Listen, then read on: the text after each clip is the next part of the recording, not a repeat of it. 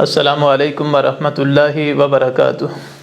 الحمدللہ رب العالمین والصلاة والسلام علی سید الانبیاء والمرسلین، اما بعد۔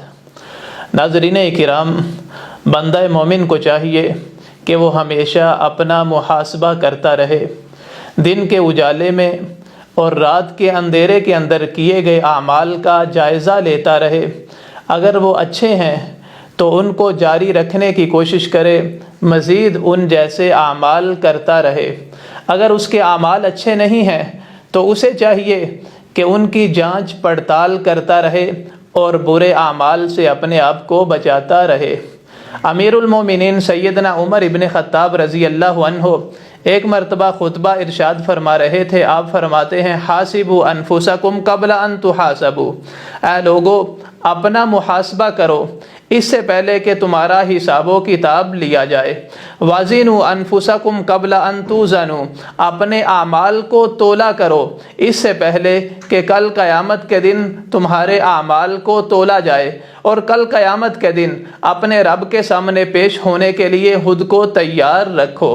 اسی طرح امام غزالی رحمہ اللہ محاسبہ نفس کے متعلق فرماتے ہیں، ایک کامیاب تاجر کی علامت یہ ہے کہ وہ اپنے کاروبار کا جائزہ لیتا رہتا ہے، دن رات اپنے کاروبار کو دیکھتا رہتا ہے، پھر سال کے اختتام پر وہ دیکھتا ہے اپنے کاروبار کو، اپنی تجارت کو مکمل حساب و کتاب کرتا ہے، کیا وہ نفع میں جا رہا ہے یا نقصان کے اندر۔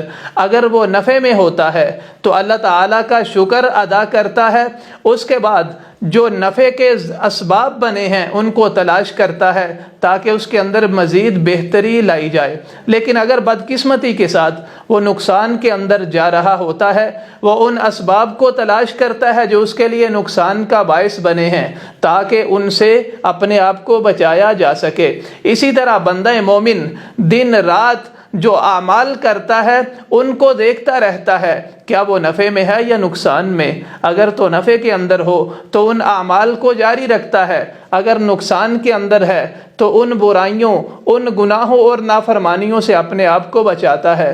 ناظرین اکرام، لیکن آج بدقسمتی سے ہم اپنا محاسبہ کرنے کی بجائے دوسروں کا محاسبہ کرتے رہتے ہیں۔ ہماری نظریں دوسروں کی برائیوں، دوسروں کی غلطیوں پہ رہتی ہیں، ہم اسی طاق پہ رہتے ہیں کہ کسی کی برائی ہمیں نظر آئے، پھر اس کی پردہ پوشی کرنے کی بجائے اس کی برائیوں کو لوگوں کے سامنے ہم اجاگر کرتے ہیں۔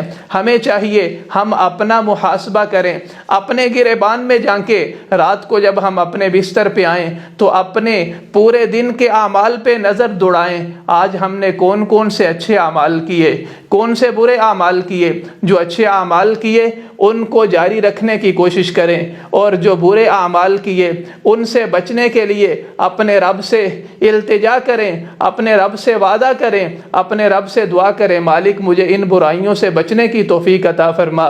اللہ تعالیٰ سے دعا ہے اللہ تعالیٰ ہمیں اپنے نفس کا محاسبہ کرنے کی توفیق عطا فرمائے، ہمیں ہر قسم کی برائی اور نافرمانی سے محفوظ فرمائے۔ وآخر دعوانا ان الحمد للہ رب العالمین۔